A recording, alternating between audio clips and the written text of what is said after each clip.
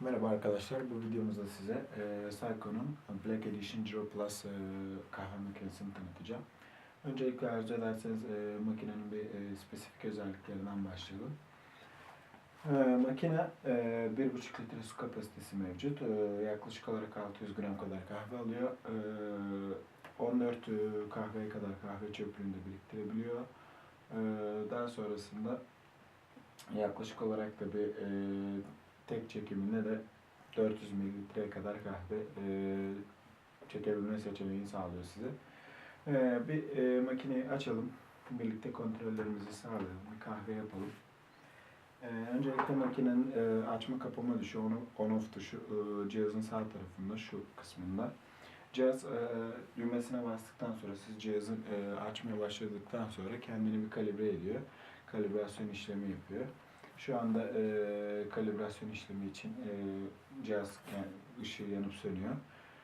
Şimdi cihaz içerisindeki pisliği temizleyebilmek amacıyla bir kalibrasyon işlemine içindeki pisliği temizlemeye başlayacak.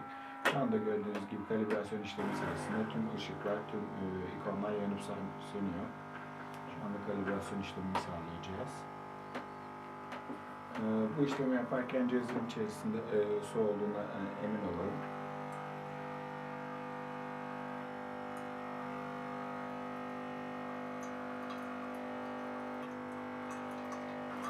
Gördüğünüz gibi şu anda kalibrasyon işlemini neredeyse tamamlayacak cihaz. Gördüğünüz gibi tamamladı. Daha sonrasında cihazın ayarlanabilir kahve bardak tepsisi mevcut. Burada gördüğünüz gibi bardağınızı koyduktan sonra istediğiniz şekilde kahvenizi ayarlayabiliyorsunuz. Bu şekilde tepsinin burasına doldurabiliyorsunuz veya direkt olarak tepsiye de akıtabiliyorsunuz. Ben direkt olarak süt tepsimize koydum, süt bardağımıza. Daha sonrasında cihazın burada 3 tane kahve seçeneği, kahve sertliği seçeneği mevcut.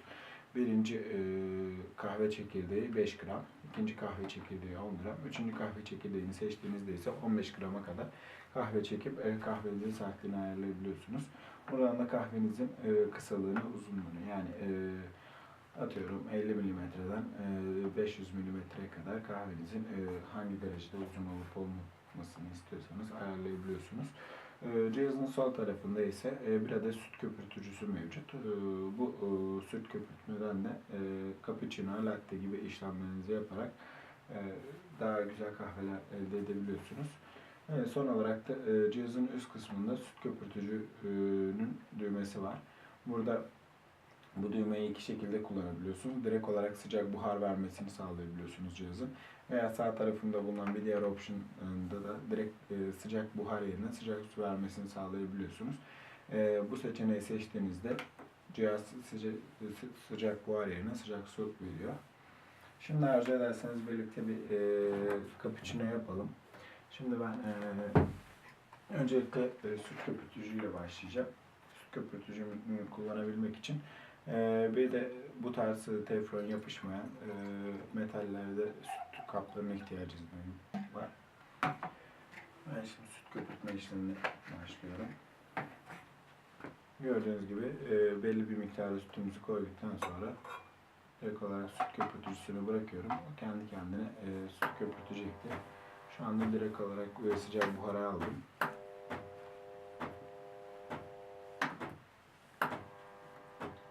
Şu anda cihaz süt köpürtme işlemine başladı.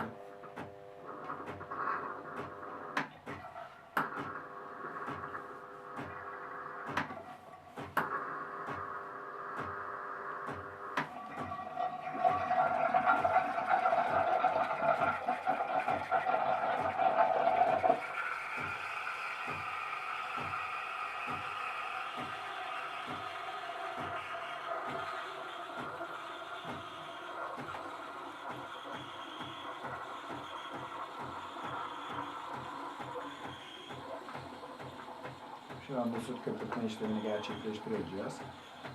Bu işlemi kaptaki süt ısınana kadar, belli bir oranda da köpürene kadar bu şekilde hafif çalkalayarak da isterseniz yapabilirsiniz. Direkt olarak aniden köpürmemesi için sütün.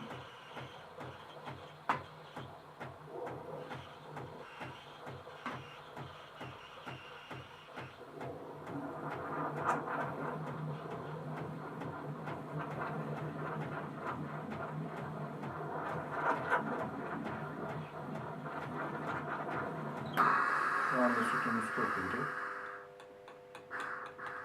Gördüğünüz gibi sütümüzü ben şimdi sağ tarafa alacağım.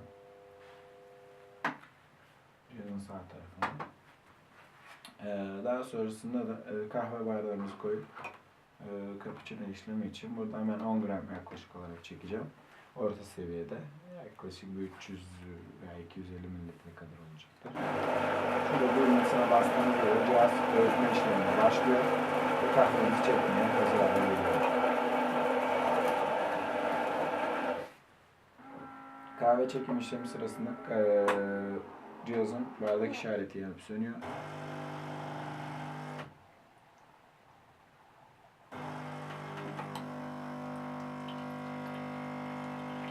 Gördüğünüz gibi şu an kahve çekim işlemi de başladı.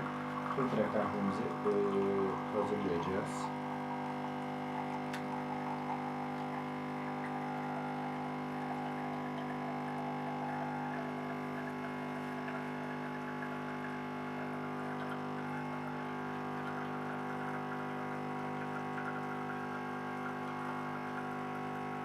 Arzu ederseniz direkt bardak tuşuna bastığınızda otomatik olarak kendisi de duruyor.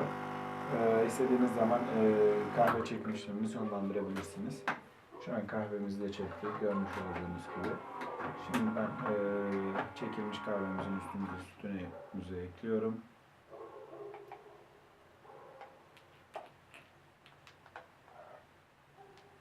Gördüğünüz gibi kahvemiz hazır. Teşekkür ederim arkadaşlar videomu izlediğiniz için. Bir sonraki videolarımızda görüşmek üzere.